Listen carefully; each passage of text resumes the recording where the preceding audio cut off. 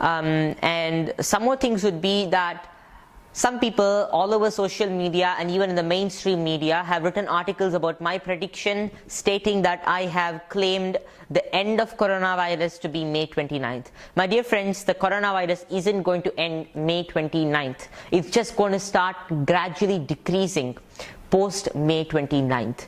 People have to understand and hear properly, especially the people who are writing articles on media, because they're not hearing me out properly. And when I say the coronavirus is going to end, I always have meant and always have explained that it's going to gradually reduce post May 29th, and also it's just going to reduce for 2 days, give a little small improvement, and this is going to drastically destroy the immunity and the economy of the public post May 29th also for 2 days, and even before that there's going to be a lot of danger to the economy. But after this, June, till the end of June, I don't see any good for the world. Till the end of June, there's only going to be disaster.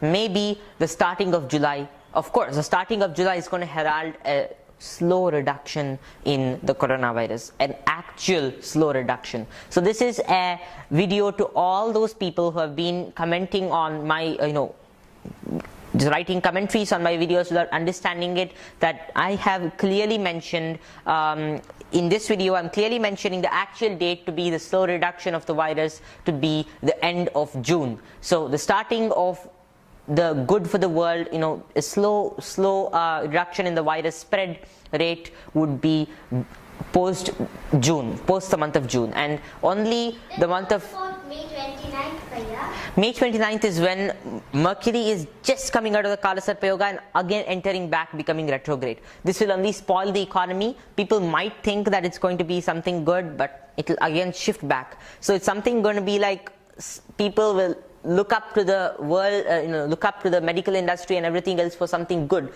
But again, it shall retrograde back and things will again fall back in the same place. And such things will continue till the end of June, and July will herald fresh start for battling the virus for the humans.